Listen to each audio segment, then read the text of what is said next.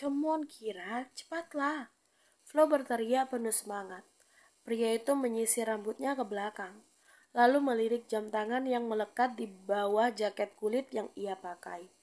Flo sedang berdiri di bawah pohon yang tumbuh kokoh hingga menjulang tinggi, tepat di depan jendela kamar Shakira. Pada hari-hari biasa, Flo akan memanjat pohon itu dan mendarat langsung ke dalam kamar Shakira untuk sekedar menghabiskan waktu sore atau malam luang yang dia punya bersama perempuan itu. Bukannya dia tidak punya sopan santun, tapi Flo setuju soal Laras yang seperti nenek sihir. Sebab setiap kali Flo bertemu, Laras akan mengatakan jika Shakira tidak ada di rumah dan langsung menutup pintu tanpa sama sekali repot untuk beramah-tamah. Kepala Shakira melongok dari jendela, lalu berteriak, "Bisakah kau sedikit bersabar, Flo? Kau benar-benar terdengar seperti anak kecil yang sedang merengek." Flo hanya meringis sembari melambaikan tangan. "Cepatlah, atau aku akan meninggalkanmu," seru Flo dari bawah. Sempat berdecak kecil, Shakira pun akhirnya mengangguk. Gadis itu segera menutup jendela kamar, mengambil sebuah tas kecil yang sudah ia persiapkan, dan langsung menuju ke pintu keluar. Sebelumnya, ia berhenti untuk mengecek kembali penampilannya. Dirasa semua sudah cukup dan tidak berlebihan, Shakira segera menuruni tangga setengah berlari. Ia tidak ingin membuat Flo lebih lama lagi menunggu di luar sana. "Shakira, mau kemana kau?" Shakira menoleh, mendapati Laras berdiri di ujung tangga. Ia masih mengenakan piyama sutra dengan rambut semrawut karena baru bangun tidur. Shakira yakin jika Laras lagi-lagi habis mabuk semalam. "Keluar, aku ada janji dengan Flo," jawab Shakira. Ia tetap melangkahkan kaki secepat mungkin menuju pintu keluar. "Tapi kau belum membuat sarapan," Laras berteriak tepat saat Shakira membuka pintu. "Maaf mah, pagi ini buat aja sendiri. Bye. Jangan rindukan aku ya."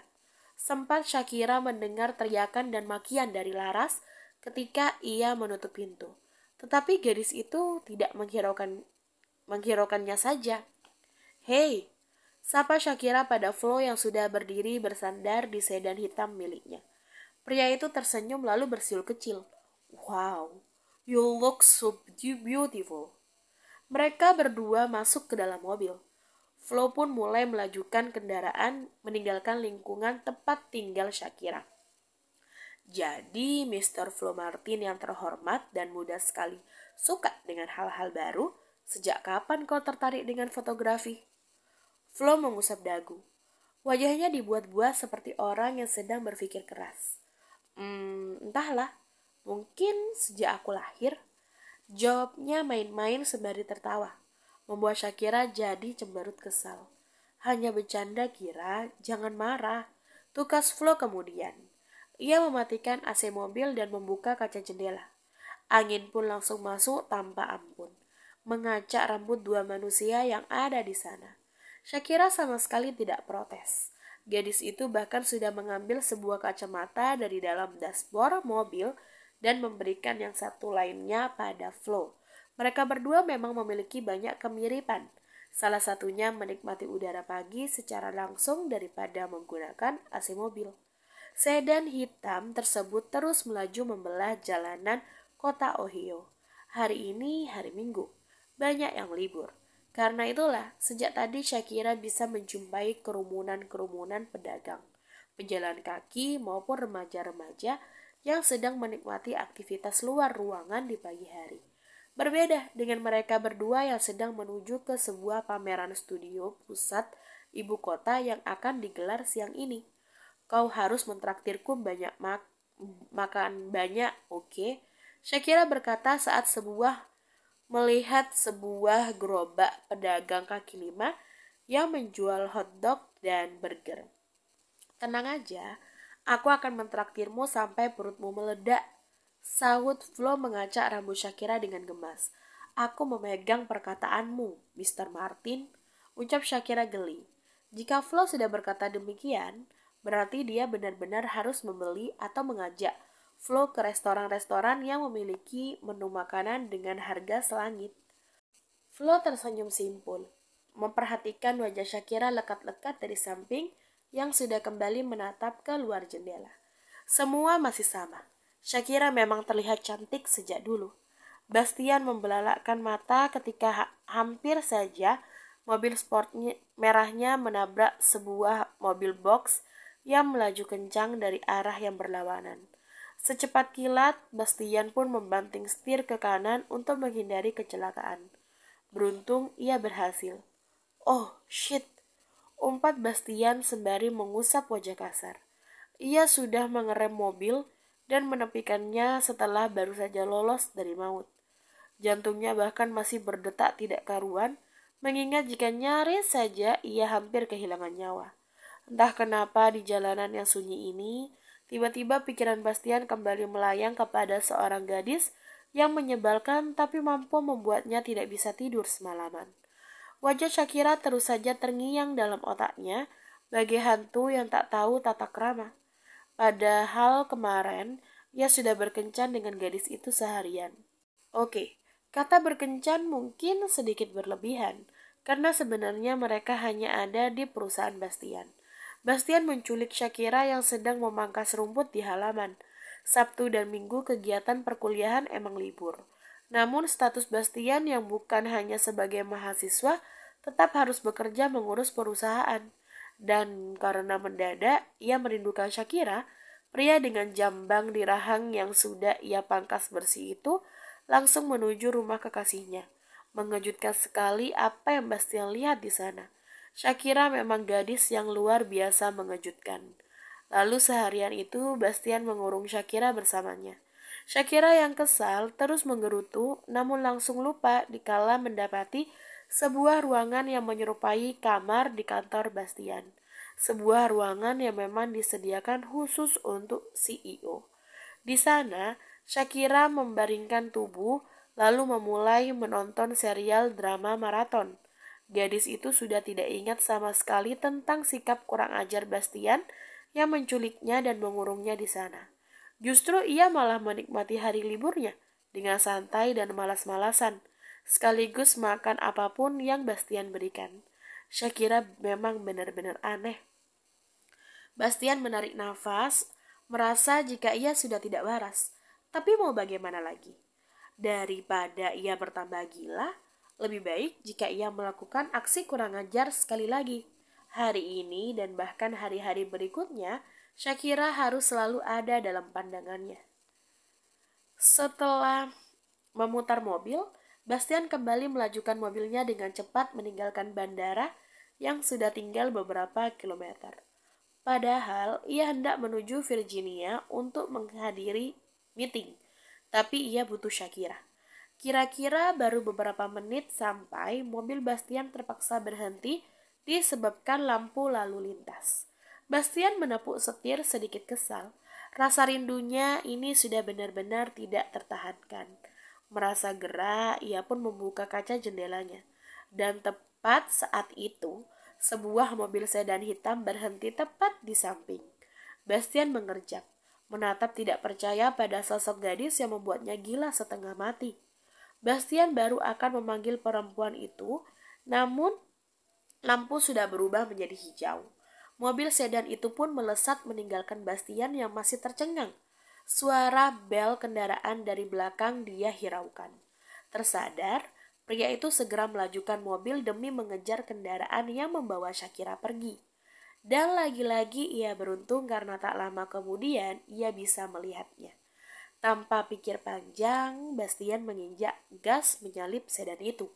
Dan tanpa aba-aba, ia mengerem tepat di depannya. Membuat pengendara sedan mau tidak mau juga ikut mengerem mendadak. Beruntung jalanan yang mereka lalui tidak cukup ramai, hingga tidak terjadi kecelakaan. Setelah melepas safety belt, Bastian turun dan menghampiri sedan hitam itu. Sedangkan dua orang yang mengendarai kendaraan tersebut juga sudah turun dari sana. Berkencan dengan pria lain, Hani, desis Bastian. Hatinya terasa terbakar melihat Shakira pergi dengan pria lain.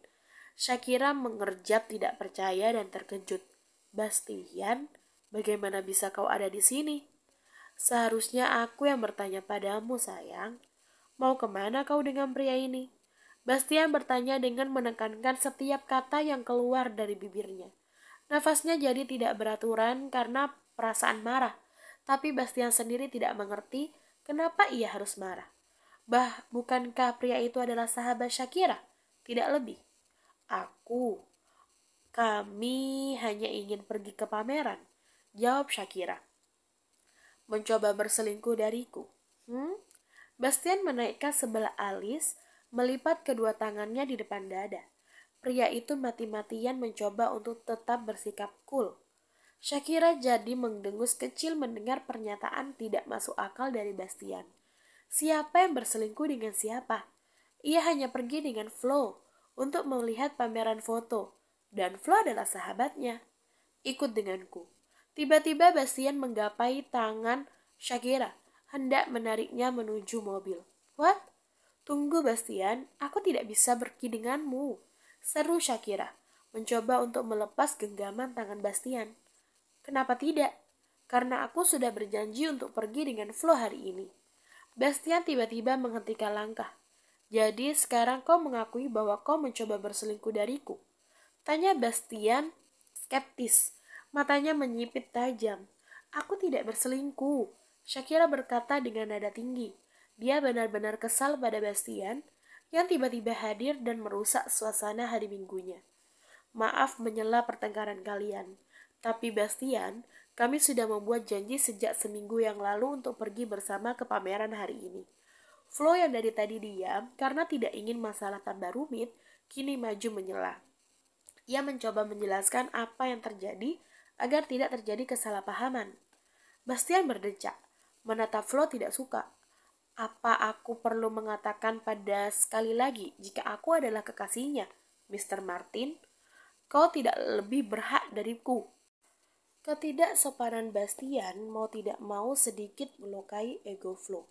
Padahal ia sudah berusaha bersikap baik dan ramah pada pria yang menyandang status sebagai kekasih sahabatnya sejak pertama kali bertemu.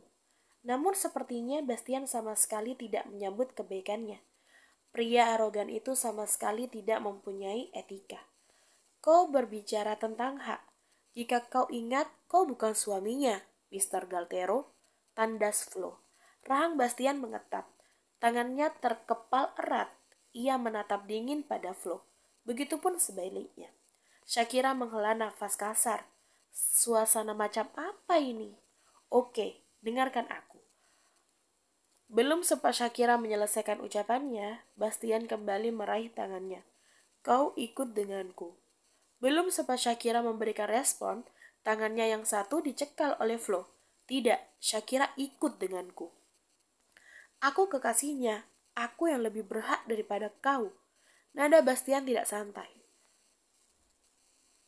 Baru beberapa hari, Mr. Gartero. Aku adalah sahabatnya dan kami sudah bersama-sama lebih dari 3 tahun. Aku tidak peduli. Aku jauh-jauh tidak peduli lagi. Dua pria itu bertatapan tajam, saling membunuh. Tak ada satupun yang mau mengalah. Bahkan tanpa sadar keduanya mencengkram erat lengan Shakira, membuat gadis itu meringis kesakitan. Tolong, kalian berdua hentikan, tegur Shakira. Enyah kau dari sini. Kau yang seharusnya enyah dari sini. Kau perusak hubunganku dengan kekasihku. Kau perusak hubungan persahabatan kami. Shakira memejamkan mata, menggerakkan giginya. Dua pria keras kepala itu benar-benar membuatnya kesal. Lalu dengan satu sentakan, Shakira berhasil melepaskan kedua cekalan tangan itu darinya. Baik Flo dan Bastian menoleh. Namun Shakira menatap tajam mereka bergantian. Kalian berdua berhentilah bersikap kekanak-kanakan, seru Shakira dengan nada frustasi. Aku tidak akan pergi denganmu, tunjuknya pada Bastian. Dan kau Flo, masuk ke dalam mobil atau kita akan terlambat. Keputusan Shakira membuat Flo tersenyum penuh kemenangan. Sebaliknya, Bastian tercengang karena merasa baru saja diabaikan. Apa-apaan ini? Seharusnya Shakira memilih pergi dengannya. Dia kekasihnya, bukan si Flo yang tidak jelas itu. Tak mau kalah, Bastian pun mencegah Shakira kembali ke sedan. Ingat perjanjian kita, yang kalah harus menuruti semua keinginan pemenang. Bastian mengingatkan perjanjian masa lalu mereka. Dan saat ini aku ingin kau ikut denganku, tambah Bastian. Bibirnya membentuk senyuman miring, sebab ia tahu Shakira akan menurut. Bersambung.